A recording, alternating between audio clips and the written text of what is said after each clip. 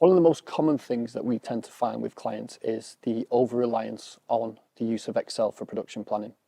Now, what we're not saying is that Excel doesn't have its place inside the business world, but by having all of the different types of information, so your stock and your inventory values, your procurement and your forecasting, and your production planning in separate Excel documents, you actually get this disconnection of data and information.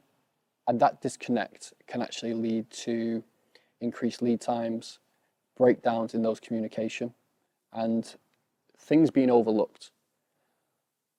What MRPeasy will allow you to do is to take and consolidate all of these individual Excels that are running through your organization, compile them into one central location, and begin to have a centralized database of information. So where we used to have 5, maybe 10 different Excel spreadsheets running around the business and the organization, we can now actually have one central source that is accurate, is being kept up to date, is real time, and it removes some of the common errors that we seem to see quite often when it comes to production planning with Excel.